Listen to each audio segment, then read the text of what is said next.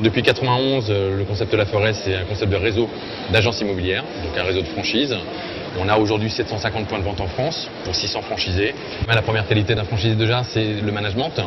Pourquoi ? Parce que dès le matin, la première chose qu'il a à faire dès l'ouverture de son agence, outre d'écouter les messages, etc., c'est tout de suite avoir une réunion avec l'ensemble de son équipe. Une équipe est constituée en moyenne de 3 négociateurs plus une assistante. Dans cette réunion, qui va durer une petite demi-heure, on va faire un point de la veille, ce qui s'est passé dans son activité. Ensuite, il va accompagner aussi ses négociateurs, négociatrices dans la prospection. Alors, prospection, ça peut être aussi bien du porte-à-porte pour aller chercher du mandat, mais aussi bien du boitage que serrer des mains à la recherche d'informations. C'est un métier très important de recherche d'informations. Il faut avoir la culture d'information pour pouvoir se lancer dans ce métier-là. Ça, on va dire, c'est le quotidien pratiquement immuable du matin. L'après-midi, on est dans la relance des acquéreurs. Relance des acquéreurs, ce qu'on appelle aussi la pige. Donc on a un fichier bien présent. On est là pour faire un suivi de mandat, suivi des acquéreurs. Et à partir de 17h, on est très proche des acquéreurs pour tout ce qui est visite. On sait que principalement, quand on a un projet, c'est souvent en couple. Donc il faut vraiment qu'on ait les deux décideurs pour aller faire visiter un bien. Ça, on va dire que c'est l'activité d'une agence immobilière du lundi au vendredi. Le samedi, c'est souvent principalement dédié à la visite des biens. On sait que le samedi, normalement, la plupart des Français, à 80% en moyenne, sont plutôt disponibles parce qu'ils ne travaillent pas. Donc c'est souvent pendant ces moments-là qu'on profite pour visiter les biens. Quand on dit visite de biens, c'est d'abord découverte acquéreur, je visite les biens et surtout nos retours de visite pour bien faire un point sur le projet. À partir du moment où on s'engage avec un candidat, on est là, on a une personne chez nous qui va justement aider à la recherche du local commercial.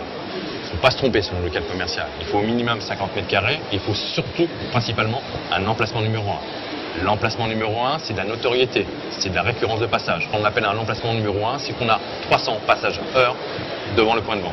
Depuis quelques années, on a beaucoup de cadres en reconversion qui nous rejoignent. Beaucoup de cadres en reconversion, femmes ou hommes, ça se féminise de plus en plus. On a aussi quelques professionnels immobiliers aussi qui nous rejoignent, ce qui est une grande nouveauté maintenant depuis 3 ans. Mais principalement, toute notre activité est liée sur des cadres parce que ce métier est régi sous la loi Hoguet.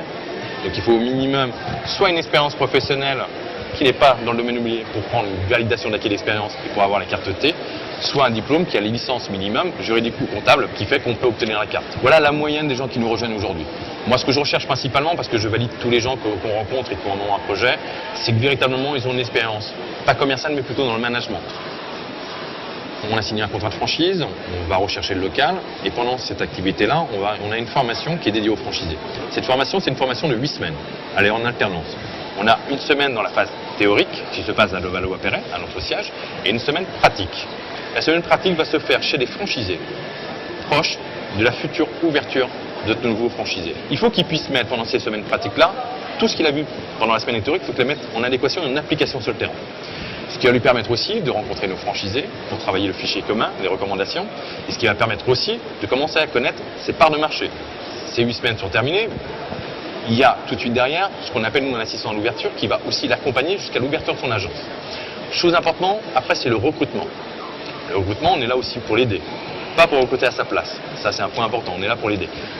Peu importe l'équipe qu'il va prendre, s'ils sont 2, 3, 10 ou 20, la forêt est là pour former l'ensemble de son équipe. Il ne faut pas qu'une seule personne de son équipe ne soit pas formée aux produits, aux outils et surtout au savoir la forêt. Ça c'est fait pour la première année, mais après nous avons aussi des formations, ce qu'on appelle des formations permanentes. On a le pack performance par exemple, à un moment il fait un certain chiffre d'affaires, peut-être qu'il faut une autre formation pour passer un stade au-dessus. Toutes nos formations, c'est important, sont régionales. C'est-à-dire que demain, vous pouvez être à Strasbourg, vous pouvez être en Bretagne, il ne faut pas envoyer vos négociateurs sur Paris pour qu'ils soient formés. On a des formateurs chez la forêt qui se déplacent en région pour faire des formations. On a aussi une école de vente, c'est-à-dire qu'on va monter aussi en compétence sur 10 mois des négociateurs en alternance. Et ensuite, on a aussi les formations continues tout le long de la vie d'un franchisé de la forêt pour qu'il soit accompagné et formé, ainsi que son équipe.